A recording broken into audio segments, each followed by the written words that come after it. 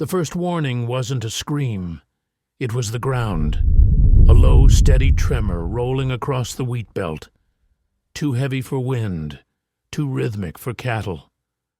Men stepped outside expecting a dust storm. What they saw instead was movement. Thousands of dark shapes rising out of the horizon, like an army marching out of the sun. Tall silhouettes, long shadows, feathers rippling in the heat like banners from a forgotten war. They did not hesitate. They did not slow. They came straight for the farms. Wheat vanished in rolling waves. Families watched helplessly as the land itself seemed to come alive and devour everything they owned. No commands, no fear, no mercy, just the unstoppable rhythm of legs built for battle and survival. That was the moment the farmers understood the truth. This wasn't wildlife. This wasn't a nuisance. This was an invasion. And no rifle, no fence, no hand-built defense line could stop what was coming. By nightfall, entire fields were gone, and the men who had survived Gallipoli and the Western Front realized something they could barely admit even to themselves. They were losing. So they gathered in a broken shed, with dust drifting through the roof and desperation hanging thicker than the heat. War veterans, fathers, men who had already given blood to one war and were about to ask for help in another. They stood around a battered table, staring at shredded wheat stalks, broken fences, and footprints pressed so deep into the earth they looked carved. The enemy didn't negotiate. The enemy didn't retreat. It rolled over their land like a living storm. One man slammed his fist onto the table. "They're eating everything," he growled. "Every acre, every crop, every hope we've got left." Another added quietly, "They move like cavalry, split in groups, come back at night." Silence crushed the room. Then someone whispered the most desperate request ever made in Australian history. "Send the army. We're under attack." And so the request was sent. The government didn't believe it at first. No politician wanted to admit a continent was losing a fight to birds. But the reports kept coming. Destroyed crops, starving families, veterans facing ruin. Faced with economic disaster and no money for subsidies, Canberra made the strangest military decision of the century. Deploy soldiers with machine guns to fight emus. Absurd, yes, but absurd was cheap. Major G.P.W. Meredith was chosen for the assignment. A veteran of real war, Gallipoli, the Western Front, machine guns, artillery, mud, gas, and death. When he received his orders, 2 soldiers, 2 Lewis machine guns, and 10,000 rounds to fight birds, he hesitated for the first time in his career. But orders were orders, and Australia was calling. When he arrived, farmers greeted him like a savior. They believed salvation had arrived on the back of that truck. They didn't know the truth. Nobody did. The first battle came near Campion. 50 birds gathered at a water source. An easy kill. The Lewis gun roared, dust lifted, shell casings rattled, and the emus exploded into motion. They didn't fall. They didn't freeze. They split into 2 coordinated groups and vanished into the scrub before the smoke cleared. Not one dropped. It was the first sign the army was in trouble. The next attempt, a massive ambush at a dam, collapsed instantly. The gun jammed. Hundreds of emus sprinted away unscathed. Meredith stared into the empty distance, the truth settling like dust around him. The third attempt was desperation. Mount the machine gun on a truck and chase them. The truck bounced violently. The gun shook uncontrollably. Bullets tore into empty ground as the emus outran the vehicle with terrifying speed. They split into small squads, baited the soldiers into bad angles, then vanished behind brush. Every shot missed. Every bird survived. Meredith had fought men on 3 continents, but he had never fought anything like this. That night the emus returned. Moonlight slid across the fields as dark shapes moved through the wheat, not feeding, not fleeing, but studying. One massive scarred emu walked to the fence line and stared directly at the soldiers. A scout, a leader, a survivor shaped by a land that killed the unprepared. It examined the fence, examined the rifles, examined the men. Then it gave a low rumble, and the entire flock dissolved into the dark like ghosts.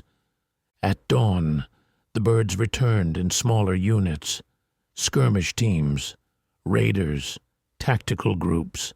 They avoided the truck, flanked the fields, tested weaknesses. They weren't reacting anymore. They were planning. When the soldiers attempted an encirclement, the emus performed a flawless breakout, splitting into 3 groups and escaping through terrain that made shooting impossible. Meredith watched them move with a kind of brutal intelligence. He realized they weren't just surviving. They were adapting. The second campaign pushed deeper into the plains. At Devil's Ridge, the birds used high ground to vanish into rock and shadow. The more the soldiers chased, the more the emus learned. By sunset, the men were exhausted, the guns were jammed, and the fields were torn beyond repair. That night the emus surrounded the farm again, silent, patient, watching. The scarred leader walked to the front. The circle tightened. Then, just as tension snapped, the flock turned away in a unified procession and walked back into the plains. They had measured the soldiers, judged their strength, and left on their own terms.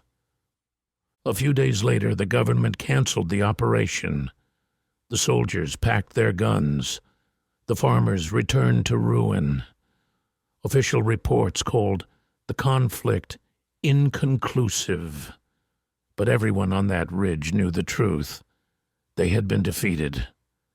Meredith filed his final report with a line that echoed through history. If we had a division of emus, we could face any army in the world. He meant it. Because for all the jokes, for all the mockery, the soldiers knew the truth. They had faced a force that didn't break, didn't panic, didn't surrender. A force shaped by a land older than war. The Great Emu War wasn't a battle Australia lost. It was a reminder that the land will always win, and the creatures shaped by it will always outlast the empires that try to tame them. But the story did not end when the guns were packed away. Not for the farmers, not for the soldiers, and not for the land that watched all of it in silence. Because wars do not end when the shooting stops. They end when the consequences fade. And in Western Australia, the consequences did not fade at all. The emus returned long after the soldiers left. Not in the same numbers, not with the same hunger, but with the same rhythm. That heavy, thunderous pulse against the dirt that men could feel through their boots. Every time a farmer heard it, they remembered the war, the broken fences, the shredded grain, the military truck bouncing through fields it never should have entered, men firing wildly at shadows shaped like birds. Defeat has a sound. Here, it sounded like footsteps. The government tried other solutions after the soldiers failed. Bounties, fencing programs, trapping efforts. None of them fixed the problem. Because nothing humans built in that era survived long against the land. The land was older, harsher, patient in ways civilization never has been. And so the farmers kept fighting their private battles, one field at a time, one fence post at a time, one long, hot, bitter day at a time. A war waged in silence, without a single headline. But the land remembered. The emus remembered. And so, in their own quiet way, did the men. Long after the operation, Major Meredith sat alone on his porch, staring out across a landscape that seemed too still to ever hold violence. But he knew better. He had seen what lived inside that horizon. He had watched creatures outrun bullets, outmaneuver trucks, outthink strategy. He had watched nature win. Neighbors asked him why the army failed. Some expected jokes, some expected excuses, some expected anger. He gave them none. Speed, he'd say. Coordination. Endurance. But deep down, the truth was sharper, heavier, more honest. The emus fought like a force designed by the land to resist human interference. He'd seen soldiers break. He'd seen shells fail. He'd seen artillery misfire. But what he saw in Western Australia was something entirely different. A living reminder that humans do not command the world. They only borrow it. Farmers often describe the emus in strange ways afterward, not as pests, not as animals, as something in between. A few spoke of the way the birds seemed to appear out of nowhere, how they vanished without leaving sound or trail, how they seemed to sense danger before it arrived, how they worked together in ways no one expected from wild creatures. Some swore the birds communicated, through rumbles, through gestures, through patterns only they understood. But the strangest stories came from men who watched the flocks retreat into the distance after raids on the fields. They described the movement not as panic, but as choreography, as if each emu knew exactly where the others stood, as if each one fit into a larger pattern.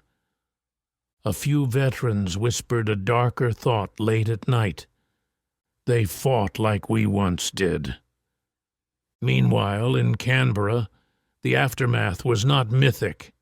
It was bureaucratic and embarrassing.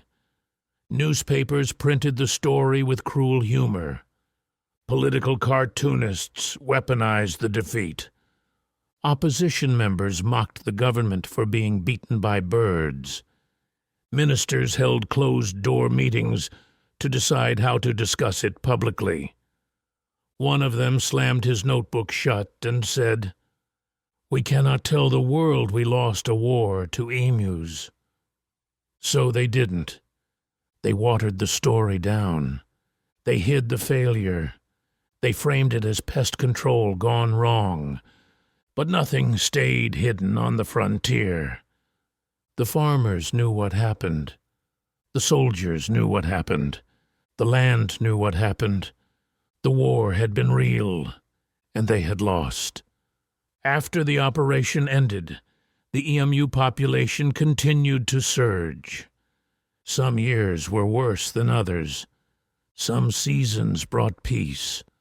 Others brought destruction. But never again did the government send soldiers with machine guns to fight them. That experiment lived and died in 1932. Instead, fences were redesigned, traps improved, bounties increased, and over time, decades, not months, the conflict shifted from war to management. But the old men remembered, the ones who stood beside Meredith, The ones who saw birds outrun bullets.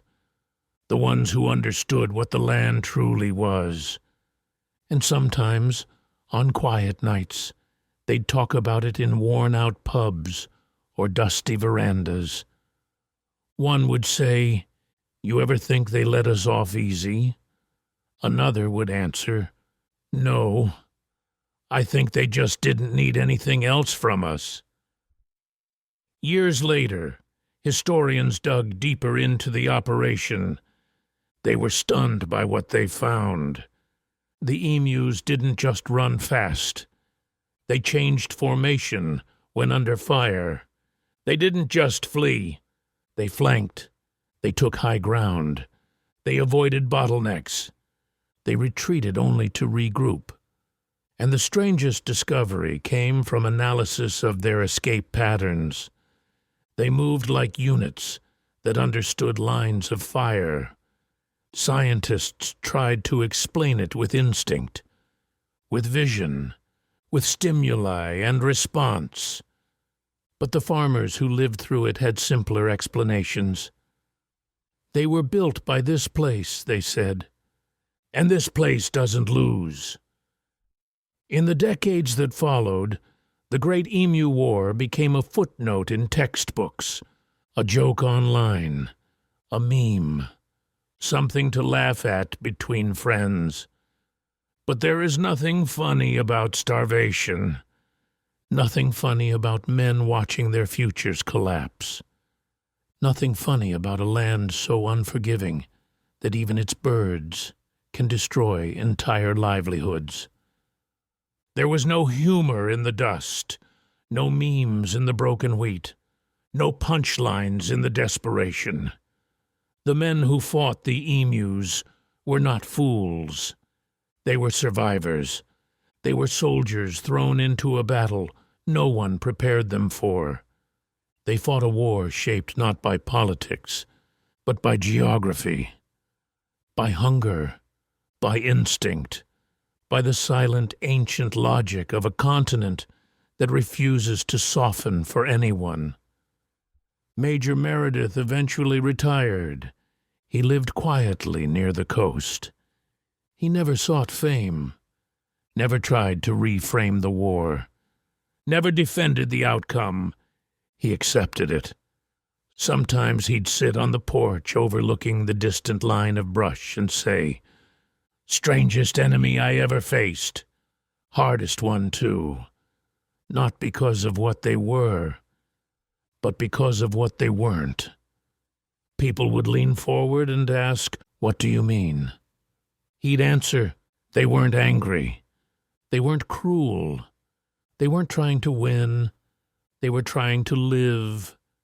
And then, almost as an afterthought, he'd add, "And things that are built to survive are almost impossible to kill." If you traveled through the wheatbelt today and listened closely at dawn, you might hear it again. That low rhythmic drumming, soft at first, growing heavier with each step, rolling through the dirt like a forgotten heartbeat, a reminder of a war fought with machines and dust, of a land that refused to bend, and of the creatures that outlasted an empire armed with rifles and pride. The Great Emu War was never truly about birds. It was about limits, about arrogance, about how nature responds when pushed too far. It was about a message delivered in feathered silhouettes across a burning horizon. You are not in control here. You never were. And long after the soldiers were gone, and the guns cooled, and the fields healed, the land still remembers, and so do the emus. The war ended, but the lesson remains. Some enemies can't be conquered, some battles cannot be won, and some wars should never be started in the first place.